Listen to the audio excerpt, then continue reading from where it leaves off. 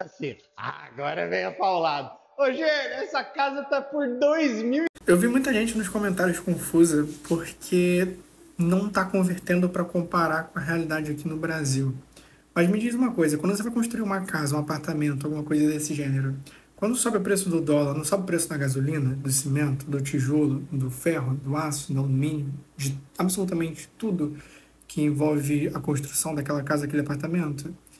Isso é porque tudo é importado ou exportado ou os dois. Significa que o mundo hoje é globalizado. Não tem como uma coisa que custa US$ 1.000 custa menos do que US$ 1.000 no Brasil. Pelo menos não tem como chegar tão menos a ponto de ser R$ 1.000.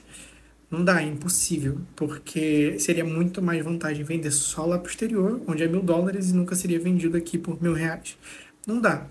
Então, o preço de tudo aqui é dolarizado. Quando você vê o preço de um telefone, de um carro, de uma casa, essas coisas são todas dolarizadas. Então, não dá para você comparar um produto de R$ 2.000 com um produto de US$ 2.000, muito menos R$ 2.000 por mês, com US$ 2.000 por mês. Não tem como, não existe. E muita gente vai argumentar que é sobre imposto ou sobre a moeda. E, sinceramente, se o imposto fosse a zero, ainda não teria como existir um apartamento desse tamanho ali por R$ 1.000. E vou te dizer uma coisa, se o real fosse 1 para 1 dólar, nosso salário continuaria sendo US$ 260. Não passaria a ser US$ 2.000. Não é sobre a moeda também.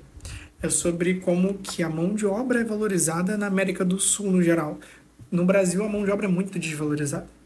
Vão pagar para um programador US$ 5.000 lá nos Estados Unidos, e para esse mesmo programador, se ele for sul-americano, vão pagar US$ 500. Vão pagar no máximo $1.000, US$ 1.200. É muito diferente. Uma pessoa limpa privada lá nos Estados Unidos ganha US$ 1.200 por mês. A pessoa limpando privada aqui no Brasil vai ganhar R$ 1.500. Não dá para comparar. Ganha US$ 260. O poder de compra, quando ela for comprar um telefone, aquele telefone vai ser dolarizado. Não tem como ela comprar um telefone de US$ 1.000 se ela ganha US$ 260. Entendeu? Nunca teria como.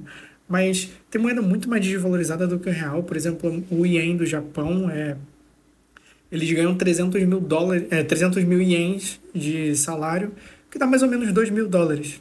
Isso significa que $1 dá mais de 1.000 ienes, mas ainda assim eles conseguem ter um salário de US$ 2.000. Não é sobre a moeda. É porque você sabe que a mão de obra de um japonês é muito caro. E aqui no Brasil a gente chegou no ponto. O que define o salário, né? O salário define o quanto que uma empresa está disposta a pagar e quanto um trabalhador está disposto a receber. Quando tem pouco trabalhador e muita vaga, o salário deveria subir. Essa é a lei do mercado, né? É assim que funciona. Por isso que nos países que desenvolvem a mão de obra, o salário sobe. Mas a gente está vendo pessoas aí com vários diplomas ganhando 3, 4, 5 mil reais. Por quê? Você certamente não deve ter visto isso aqui, um escândalo que teve aqui no Brasil. 35 empresas gigantes basicamente definem o mercado pela quantidade de empregos que eles controlam. Decidiram reunir entre si, fazer um combinado de não subir o salário de ninguém. Acontece que o Brasil está chegando num nível de desemprego muito baixo, e seria natural, nesse cenário, os salários subirem, porque as empresas precisam das vagas, precisam contratar. Então, para poder chamar a atenção de funcionário que está em outra empresa ou que está procurando emprego, vai oferecer um salário mais alto. E aí vai conseguir contratar quem ele precisa. Natural. São empresas que têm dinheiro, não são como... Não estou falando da padaria do seu Zé que está ali na esquina. Estou falando de empresas que têm 400, têm 1.000 funcionários. Empresas que o CEO sozinho tem um salário que daria para pagar 10 mil pessoas. Dessas empresas que eu estou falando. Aqui, o salário é artificialmente baixo. As empresas querem manter o máximo possível próximo do salário mínimo.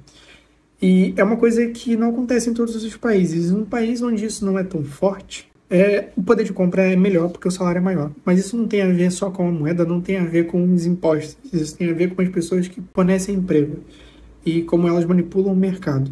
Tem um lugar que elas não têm tanta liberdade para manipular o mercado quanto elas têm aqui. Mas não se engane, não é um paraíso no resto do mundo, tá? Muito menos nos Estados Unidos. Lá o salário mínimo não sobe há mais de 10 anos, e o custo de vida subiu muito nos últimos anos. Então muita gente imagina os Estados Unidos de 10 anos atrás. Não está ligado na realidade de hoje. que uma pessoa que recebe um salário, a maior parte das pessoas vão receber um salário mínimo ou muito próximo do mínimo. Isso não dá para pagar aluguel, plano de saúde e cesta básica, não dá. Você tem que trabalhar muito mais e sem a menor segurança, assumindo todo o risco. E nada lá vai te proteger, nem o seu plano de saúde. Então, assim, são realidades diferentes e você tem que identificar qual é o problema para poder cobrar da pessoa certa.